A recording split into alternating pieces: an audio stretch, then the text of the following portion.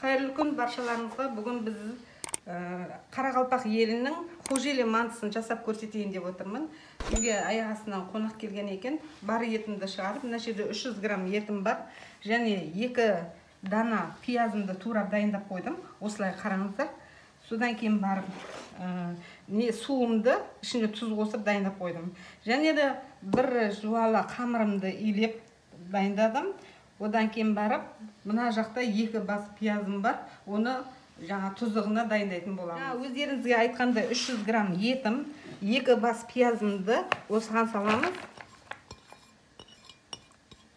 Содан кейін барып, тұзды суымызды осының үстіне құятын боламыз. Кішкене ғана құйып, әбден қолмен езіп, мыжғылап аламыз. Бисмиллахиррахманиррахим. Бұл қожелі мантысы пиязбен дәмді болады. Еті аз, пиязы көп, өте дәмді манты болады. Үйде қара бұрыш болмай қалды, енді осымен манты жасап көрсететін боламын.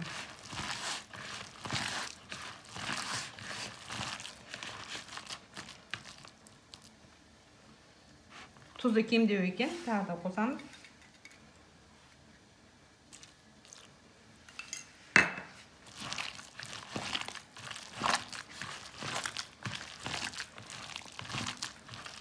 Қамырымызды илеп дайындап қойдық, тындырдық. Енді осыны жайып көрсетемін. Ұрпағымызды сеуіп алайық. Бисмилля.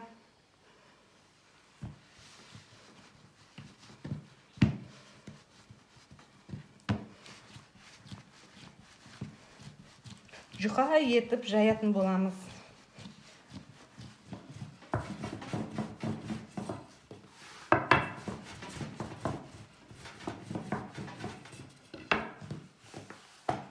Достар, осылай көлемі үлкен болу керек. Онда 10. Міне, жұқалығы барлығы міне. Осылай кесіп, осындай ғана шай қасықпен осылай қала саламыз. Жазып, содан кейін барып, кәдімгі манты сияқты бүгетін боламыз.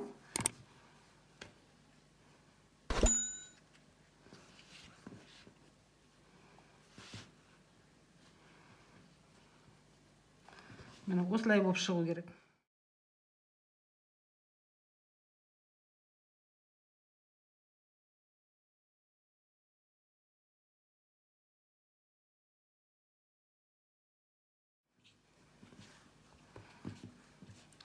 Бұдан да үлкен етіп жасау керек. Жаңағы қамыры бар ғой, кескен кезде үлкен қылып жасау керек. Менікі енді кішірейіп қалды. Үлкен бол. Міне көлемі осындай болу керек. Қараймыз. Ал, бисмилля деп, достар, майлаймыз.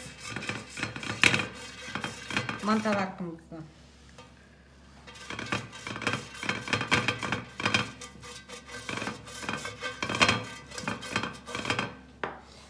Енді мантымызды, жаңа қожелі мантымызды жаймендеп бірінші асын тағы да майла жүреміз. Осылай.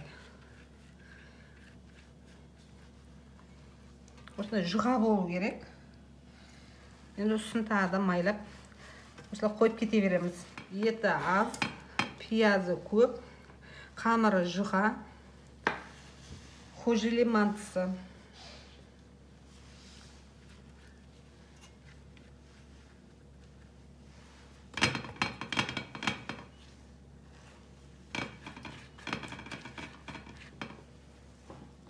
Міне достар, дайын болды. Бірінің үстіне бірін қоя беру керек. Майлап, осылай қойып шықсаңыздар болады.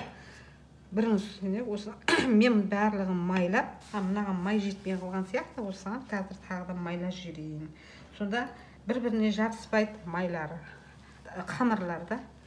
Сонда үстіне қойып, осылай кете берсеңіздер болады. Мына астында осылай жасап қойдым. Енді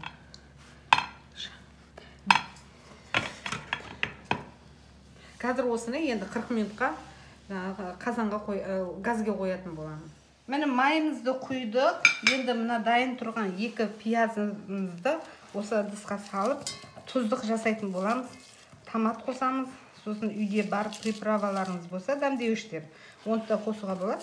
Енді менде тек томатымды, сосын кішкене паприкамды, ащы бұрыш, соны қосып тұздық жасайтын боламыз. Бір қасық томатымызды қостық. Енді қазір қазанға неге газға қойып қайнатамыз. Міне мантымыз пісті. Ортасына міне тұздығымды құйып қойдым. Енді қазір кесіп көрсететін боламыз. Өте жұқа. Осылай пісті. Қалай дейді? Қожеле мантымыз осындай болды. Бісміллә, қожеле мантымыз дайын. Келген қонағымыз дәмін көріп, сіздерге бағасын айтатын болады. Қайда алып сәулеміз. Мантыны жейсін, сосын кейін несіне батырып жейсін тұздығына. Ана Сәуле подружкамыздың жасаған мантысын көрейік. Аты қандай еді? Қожеле манты. Қарақалпақтың мантысы дейді. Ал дәмін көрейік. Қалай? Батырып. Мен жуа жемейтін едім. Сен Жуа жемейтін едім. Бүйтіп ауыз тиейін. Қалай дәмін көрейік, қыздар.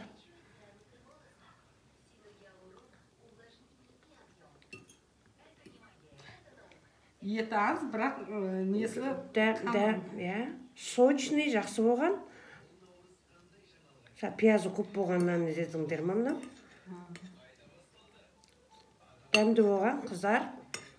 Бәріңіз де үйлеріңде осындай ас тамақ жасап көріңіздер. Ас болсын. Әумин. Саған ас болсын.